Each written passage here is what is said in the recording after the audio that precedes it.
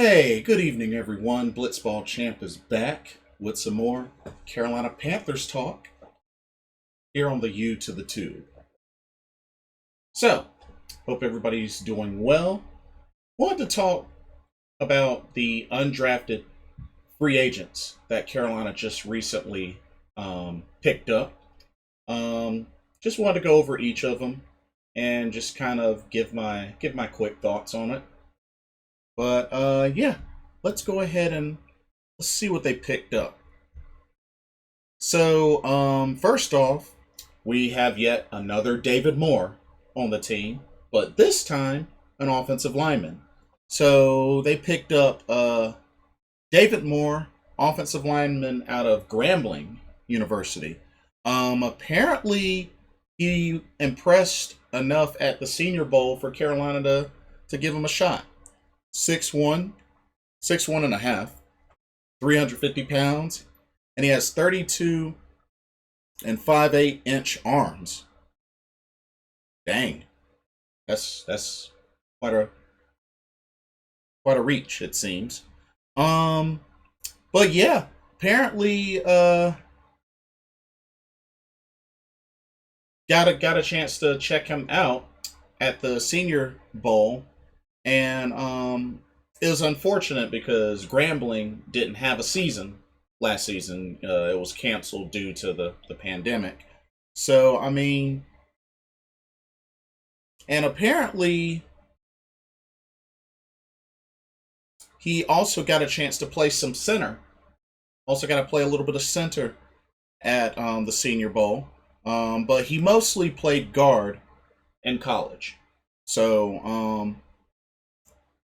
so yeah, I mean, it's another offensive lineman, and one of the main priorities that the team has done is try to beef up the offensive line, and here's yet another piece. So I mean, have to see how it goes. Another big offensive lineman. So hey, I dig it. So welcome to Carolina, David Moore. We got a lot of Moores on the team. Two David Moores and a DJ Moore. Dang, we got a lot of Moores. We want more. Keep a more coming. But next up, they also picked up a punter from Washington State, Oscar Draguicevich the third. I don't even know if I said that name right, but he's 6 feet tall, 182 pounds. Well, looks like Joseph Charlton is gonna have some competition. Um, should be interesting. We'll have to see how this goes. Just punting competition. I mean, we've been rolling with Joseph Charlton. Um, After we ended up losing Mike Pilardi, of course, he got injured. Really, and it sucks too because Michael Pilardi was a really great punter. But nah, this will be good to give Joseph Charlton some competition, and we'll see how this goes. But yeah, got another punter. Um, each of his years looks like he didn't punt a whole lot. I mean, went from 74 punts to 46 to 30, then to 19. So had at least a good 44.2 average. Longest punt 78 yards. So I mean, it's competition for punters. So it is what it is. Not really a whole lot more I can say about that, other than competition. Okay, next up, we also picked up linebacker out of Northwestern University, Paddy Fisher, who also played in the Senior Bowl as well, and apparently won the Lot Impact Trophy. Um, let's see, Paddy Fisher.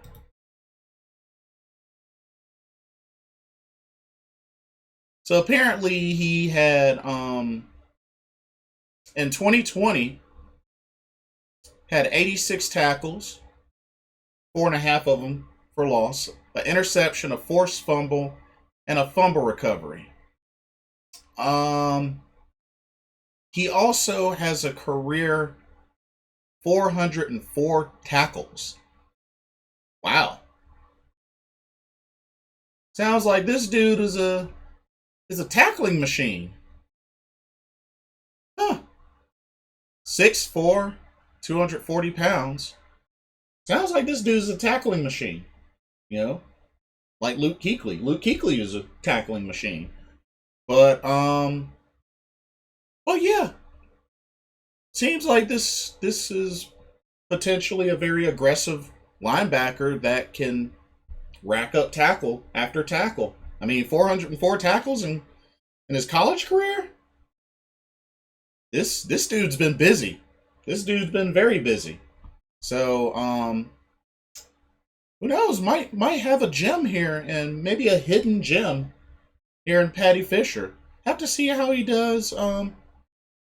See how he does in preseason. See if he can get some action. Who knows? Maybe he'll make the team. Maybe he'll make the team. But yeah, 404 tackles. That's a lot. It's a lot. So hey, I don't mind. I definitely don't mind. I don't mind this pickup. Fullback out of Wisconsin.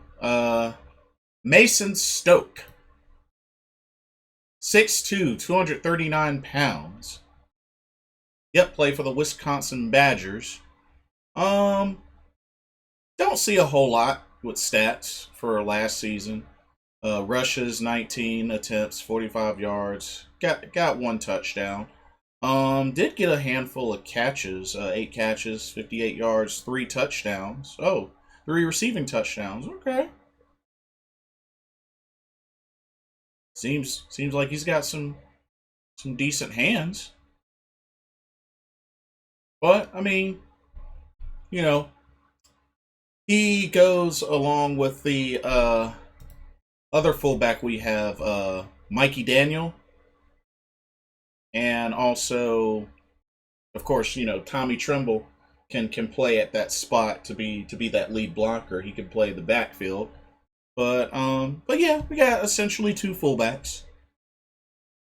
Mason Stokke, Mikey Daniel. Well, yeah, fullback competition. Have to see how that goes, but it sounds like this dude's got decent hands. But yeah, that's pretty much all I could say about him.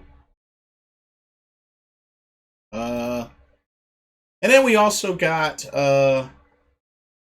UAB running back Spencer Brown. UAB as in University of Alabama, Birmingham. 6 feet tall, 220 pounds. Okay. So his last season's stats. See, 186 rushes for 889 yards, 10 touchdowns. Only got a few catches. 5 catches, 35 yards. But he's had 2 1,000-yard rushing seasons with UAB. One in 2017 and one in 2018.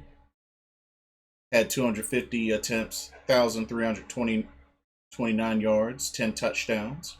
And then in 2018, had 272 rushes for 1,227 yards and 16 touchdowns. So his highest of the year was 2018 with 16 touchdowns. And his first year at UAB, rushed for 1,329 yards. Well, this definitely adds on to the running back competition, that's for sure. But, for total of 4,000, over 4,000 yards rushing in his college career, pretty good. Pretty good. 41 total touchdowns. Pretty dang on good. I can't really complain. I can't complain. 41 touchdowns over 4,000 yards. we'll have to see how he does. But hey, some more running back competition. It's gonna be really interesting to see who may end up backing up Christian McCaffrey, who could really come in and take some load off of Christian McCaffrey in the backfield. To give him a break so that he doesn't necessarily have to be an every down back. And then, of course, some of these guys could also, don't forget about special teams as well. Have to see who could excel at, kickoff return, punt return. You know what I mean? But yeah, that's pretty much all. That's all of the undrafted free agents that the Panthers have agreed to terms with. But I definitely like what they did with this. There's more competition, and it kind of attacked one of the areas of need with offensive line. Pick another offensive lineman.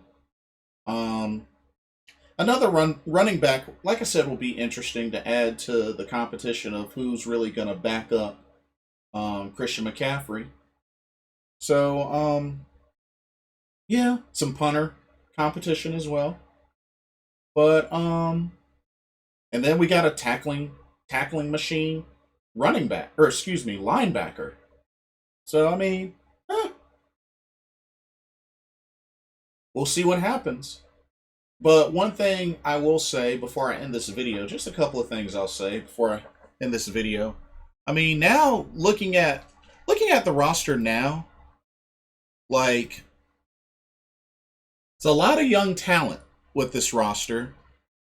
And not only that, but it'll be a lot of fun to really see which players really break out of this roster, and especially who ends up making the 53-man roster.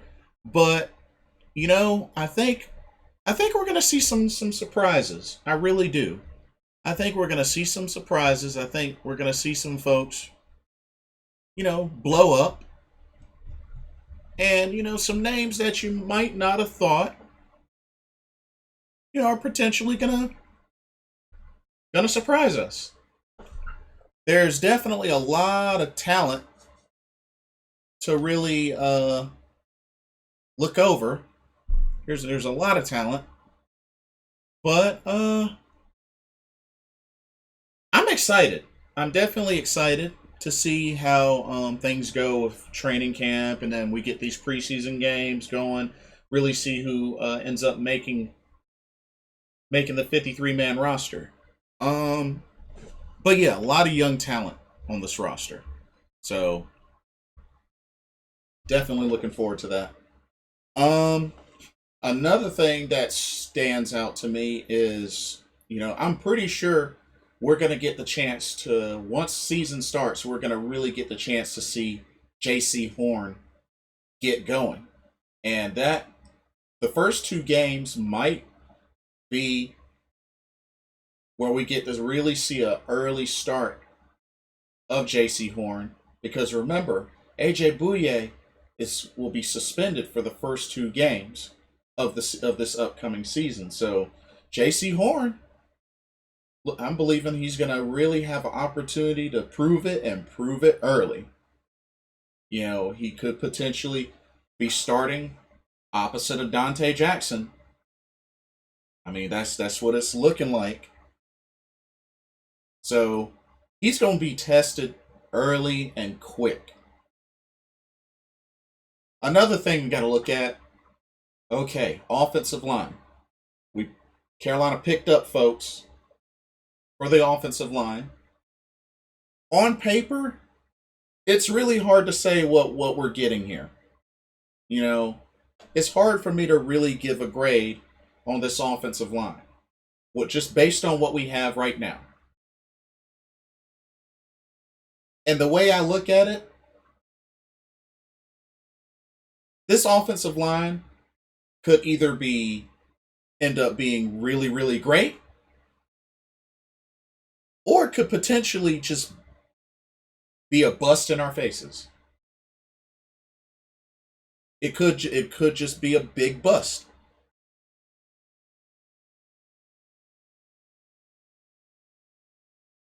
It could really go either way.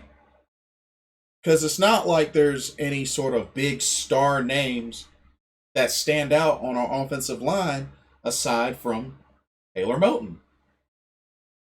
So,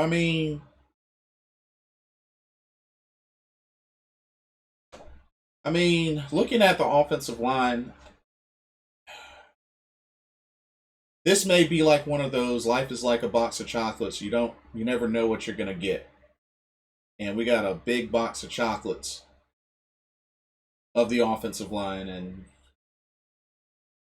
I guess we won't really know until week 1. I'm a little nervous, but I'm hopeful. I'm hopeful. Fact of the matter is, there may have been names out there that we all really wanted for the offensive line that we didn't end up getting, but that doesn't mean that the needs weren't tended to. Doesn't mean that talent wasn't picked out. Might not be names we want to hear, but maybe they end up turning into stars. Surely and gradually. But right now, it's hard for me to say, how this offensive line looks. I think there's potential, but it could be potentially very good, or it could be potentially very bad. Because this O-line definitely is going through another season of much changes. Because honestly, we know for sure Taylor Moton and Matt Paradis are at least going to be on that starting offensive line. And some will probably say maybe it's safe to say John Miller as well. But still, it's another change in the offensive line. Because it's not going to be the same as it was last year. So, something to keep in mind. And lastly, weapons, weapons, weapons, and weapons. Sam Darnold, I know you came out of a bad organization, a really bad situation with the Jets. I don't care what anybody says. Mediocre quarterback, non-elite quarterback, elite quarterback, Super Bowl winning quarterback, it don't matter. You honestly cannot expect to put any quarterback ever behind a 25th, 28th, and 29th ranked offensive line and expect them to be successful like it's nothing. That would be so unfair of anybody to suggest or assume. Let's keep it real. But when it comes to weapons, Sam Darnold can't make any excuses now. You're on a new team. We didn't pick up Justin Fields when we could have. We picked up Sam Darnold's 5th-year option. Sam Darnold's the guy. This is your chance. You have weapons. Went out and got you some protection, which I'm hoping will deliver. But realistically, Sam Darnold can't really make any excuses. So I'm expecting Sam Darnold to really bring it and show that he can become a franchise quarterback. Maybe gradually, but it's got to go up from here. It can't go up and then way down, and then back up a little bit and then way down. Because that's pretty much what happened with Teddy Bridgewater, and it ended up being a 5-11 season. So Sam Darnold, you gotta be on your A game. You gotta really bring it. because you got the weapons now. You got the weapons, and you definitely got the protection. Because I mean, at least before signing all these guys, you at least came onto a team with a better offensive line ranking. I assure you of that. So I know it's a lot of pressure on Sam Darnold, but I mean, it's at the point where you got the talent around you now. I can't really make excuses. But anyway, that's pretty much all I have to say. What are y'all's thoughts on the undrafted free agents that Carolina picked up? And what are y'all looking forward to? I'm excited for the training camps, for the preseason games. I can't wait to see everybody get to work and hit the ground running, so I can see for myself what kind of talent we really have. I look forward to it. Hope y'all are too. Anyway, like, comment, subscribe, hit the notification bell so you don't miss any of my videos. Thank you so much for watching. Hope everybody has a blessed evening. This is Blitzball champ Jason Ingram signing off for some more Carolina Panthers talk. I will see y'all soon. Peace out and God bless.